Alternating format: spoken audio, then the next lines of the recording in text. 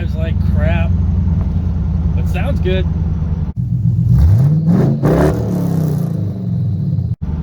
I love it.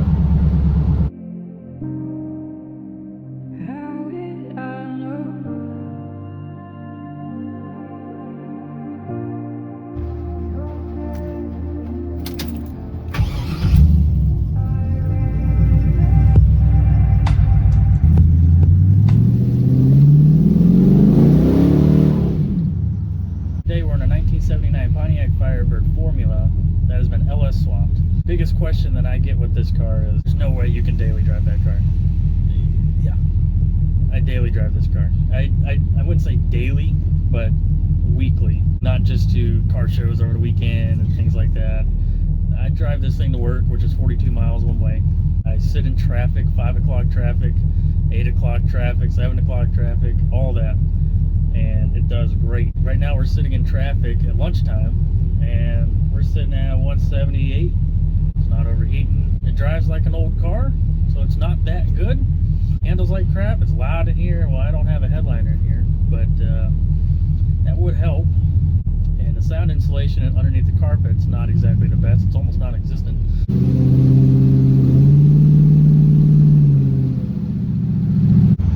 As I mentioned, this does have the LS swap. It does have the baby of the LS's. It is a 4.8 liter that is out of a 1999 Silverado, back behind with a 4L60E with a little 2600 stall converter. Right now the engine is pretty much stock. The only thing I've done to it was exhaust. It has long tube headers, which are by Speed Engineering, the LS swap headers for the F body and the G bodies. And I only got one gripe with those. They're very nice, affordable, price is perfect. 2 of the spark plug wires touch the header. So boots are going to be required, so you're not arcing off the header and stuff and getting a little slight misfire. But other than that, it has 1 7/8 long tube headers with a 3-inch collector into 2.5-inch exhaust by Summit.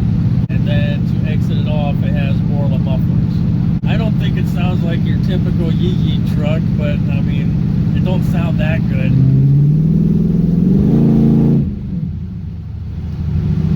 It's okay. It's okay. It's just this thing is, if I had to do it all over again, I don't know if I would do a 4.8. I would have done a bigger engine like a 6.0, or even if I could find a 6.2. But this thing is a dog. The 4.8 is a dog. Now, I may change my mind when I, maybe one day I'll port the heads. It has 862 heads, so I mean, they're the okay heads as long as they're ported. Once I port the heads and put a better cam in it and put a better intake on it, because right now it's still got the stock truck intake, and it fits underneath this hood, surprisingly. I don't know if that's going to happen with all of the LS swap in these F bodies, but the Holley motor mounts in this worked. It barely fits, but it fits.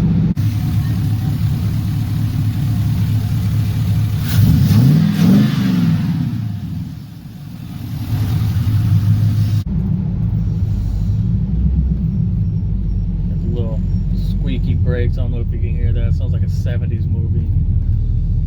It's getting about 25 miles to the gallon. It's got your gas crisis gear in the rear. It's got 273s, which is embarrassing and could be a big factor in why I think the 4.8 is pretty slow. But the gas mileage is pretty good. Now, this 4L60E, I should mention, sometimes 4th gear works, sometimes it don't. So it has potential of getting even better gas mileage.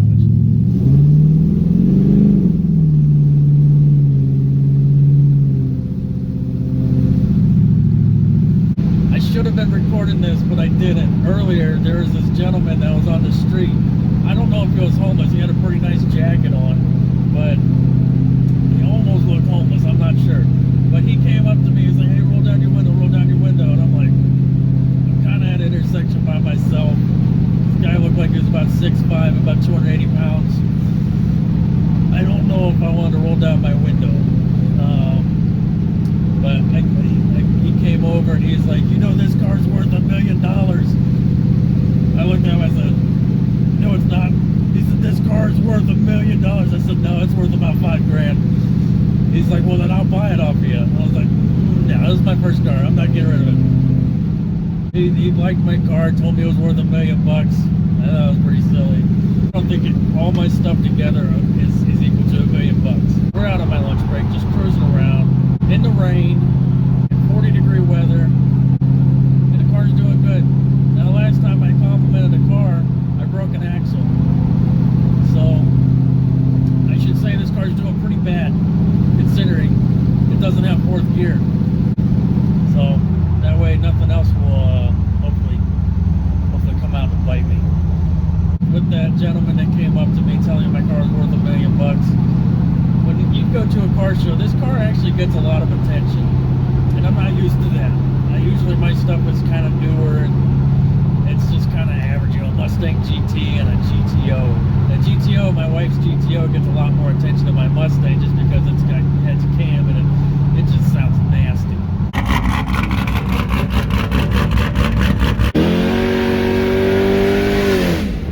This thing here, you know, it pulls up, you know, people look at it, oh, hey, look at that, you don't see those anymore. And then I pop the hood, like, oh, it's got an LS in it, oh, cool. And then, you know, it's really got people looking down into what motor mounts this guy got. He gets a lot of attention. I'm not used to that. So this car is not a summertime car. It does not have AC. I don't know if I'm going to add that or not, although I do live in South Carolina, and AC is kind of a necessity. It's always got 260, two windows at 60 miles an hour. This car was a factory AC car, but the AC never worked. So I've owned this car since I was 17 years old, just after my 17th birthday. I've owned the car almost 15 years.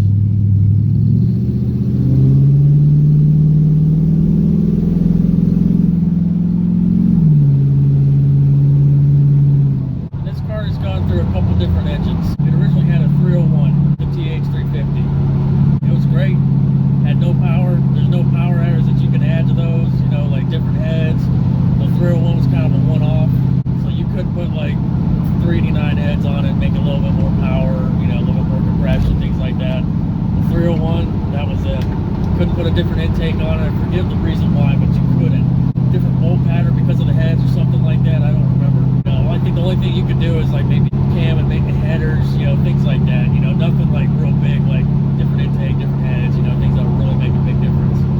I took that out almost regrettably because this car was bone stock when I got it. It was all original. I put a Pontiac 400 in it. It was a 75 block, so it was the first of the bad blocks, I guess you could say. I put too big of a cam in it. It had the 6X heads, so they were the OK heads, and I put an Edelbrock single plate intake on it. Topped with a Holley 750 double pumper. It had a stock transmission. I had to put a new vacuum module on it. Also, I put a 3200 stall in it. For whatever reason, I think that engine was hurt when I got it.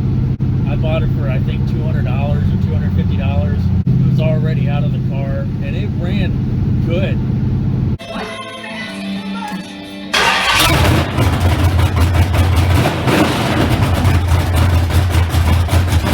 It ran good the first startup. I mean, it sounded mean, it sounded nasty, and it's exactly what I wanted. I didn't care if it was fast, I just wanted it to sound good, and it was there. That was all thanks to my old man. He taught me pretty much all the stuff that I know about tearing down an engine and all. So when it came down to actually driving it, never got to actually test drive it, and my first actual test drive, I think the carburetor just wasn't set right, and I also think that the fuel pump may have been kind of on its way out to begin with. I had gone to a car show, and the car was pretty much open headers, and it was so loud. And this car show was maybe 5 miles up the road, and I drove it up, and it was just me and my girlfriend at the time, which is now my wife.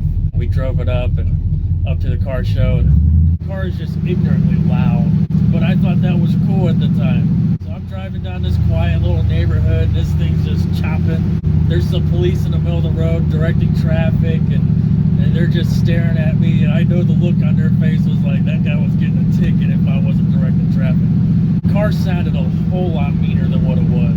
I think this little baby 4.8 in its stock form made more power than that 400 did. Maybe not as much torque, because those Pontiac engines were torque monsters. So we got to the car show, we parked and everything, it was fun, we had a good time. And then it came time to go home. There was another car show, and couple of my buddies were at the first car show. A couple of my buddies were at the first car show, and they're like, "Hey, let's go to this car show now." And I was like, "Okay, yeah, let's go." It's like, in the back of my mind, I knew how crappy that Firebird drove to the first car show, and then I'm gonna risk going 4 times the distance to the next car show. And we got maybe a quarter of the way to the second car show. It's running like crap. I have to like give it half gas just to like get it to go, and it just would not. I knew something was wrong, and I should have pulled over. I kept on going, and then just quit. Tried to start it, nothing. Come to find out, did some digging in it, took it all apart. Turns out it spun a rod bearing and 2 crank bearings. I don't know if it happened all at that time or if that was previously. It wasn't rod knocking, it wasn't nothing. Something happened that day, and had to get it towed home, unfortunately. So then after that, I decided, you know what? I'm done with carburetors. I don't like messing with carburetors, even though they can be a lot easier. I just wanted something to get in and go, and, you know, could put you in the seat a little bit. I don't need anything fancy that has like 800 horsepower or anything like that. I always wanted to do an LS swap or something similar to an LS swap. My opportunity came with this car after the 400 blew up. I was searching for an LS for a while. I was pretty picky. I was on a budget. Plus, at the time, I was about to get married, so I'm paying for that as well.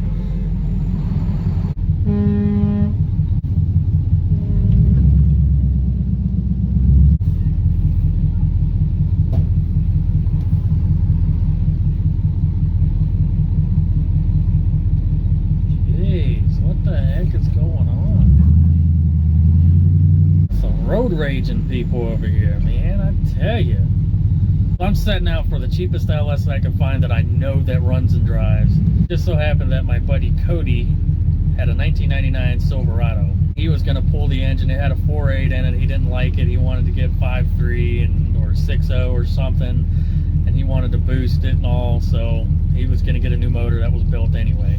He told me, "I got an LS for you. It's a 4.8. I don't know if you want it, but it's got the really good heads." Okay, well, what are you asking for? He said $600. I'm thinking, it's a pretty good deal. And I know it runs and drives. I rode in the truck. It runs good. Doesn't smoke. Hey, it's pretty good. So I come back with a negotiation. I said, "Hey, how about $500? And I pull it myself." He said, "Okay, you got a deal." So it was about a week or 2 later, I go to his shop and his truck's all ready to go. We start pulling the engine, you know, taking off the connectors and things like that. And he's got this real fancy shop. He's got DirecTV in his shop and a nice big screen and all. He's searching through the guide just to have some background noise, you know, while we're working. And he finds that there's an Indiana Jones marathon on. And he said, "Ooh, I haven't watched Indiana Jones in years." So that man pulls up a chair right in front of the TV and just starts watching it. You know, he'd lean back every once in a while. He said, "You good? You need any help?" "No, I'm good. I'm good." You know, I want to say I pulled probably 90% of that engine. He helped big time getting it out. We had to lower the truck and everything just so that the engine could get high enough over the radiator support.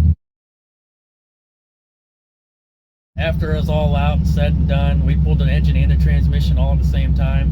Poor Cody. I love the guy to death. He goes, "Brian, I feel bad you did all that work. I told you I was going to help you, and I didn't."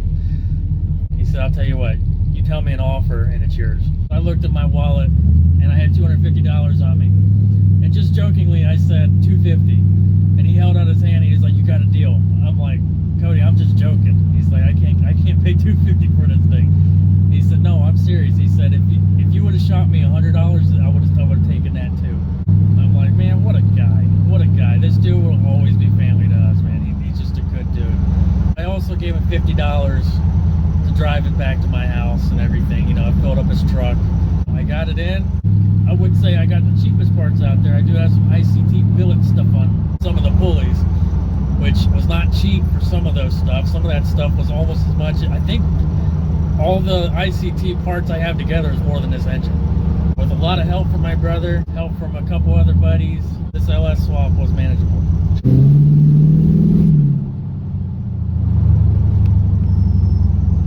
It's nothing fancy. It's still got the stock truck ECU with an eBay harness. Although this car drives like crap compared compared to my Mustang and my wife's GTO, this is my favorite car to drive. I look forward to driving this car as much as I can. When I first got it on the road, we would be going out to dinner, and my son's car seat doesn't fit in the back of this car. I would say, I'm going to drive the Firebird. I'm going to drive her car. She would always say, no, there's no need to take two cars. And I'm like, I want to drive the Firebird. And I get my way. You know how it is. So I ended up driving a Firebird. We drive two cars pretty much everywhere we went for like the first month. It was my dream car that I was lucky enough to get at 17. My mother had a Firebird book. It was this orange Firebird book, old. It had all the production numbers and basically just the history of the Firebird. It was a really neat book. They had this page that focused on the 79 Firebird, and the first page of the 79 Firebird was a 79 Formula. It was two-tone gray. It was like the biggest picture in the whole entire book, and I would just open it up and I was just like, oh my god, I love this. I love this car. This car is just so cool looking. Yeah, it's been my dream car since I was probably 4 years old, 3 or 4 years old. I was little when I first saw that, and I remember where I was at when I first saw it, when I would constantly look at it. And I know it was in the first house that I grew up in, so I had to be like 3 years old. And that book followed me all the way to high school. I used to bring that book to school to look at for silent reading, which I never participated in. That was more picture looking at for me. There you go. Run the red light. Run the red light. Jeez. So even though this car isn't pretty, it's still my dream car. And I'm so glad that I had the opportunity to get it. Very appreciative for my parents who helped me out getting this car. My dad's the one that actually found this car. This thing is done so good. I haven't even had to turn the fan on. Sat in all that traffic, it never got above 186. Should probably mention that I do have a 160-degree thermostat in it, because I do have my fan hooked up to a switch manually for now. Although I did get made fun of for having this car a lot in high school. I don't care. You can think whatever you want. Maybe they were just jealous. You know, it's not new, it wasn't flashy, wasn't fancy, it's old, it's smelly, drives like crap, but sounds good. I love it. So I think that's going to wrap this one up. You know, an LS swap car. Can you daily drive these? Can you leave a green light? Let's go. So let me know down in the comments below. What are you working on? What's your project car? Or what is your dream car? And if you got your dream car, let's talk about it. You know, let's hear some stories. So that's all I got today, guys. We'll see you guys in the next video. Take it easy.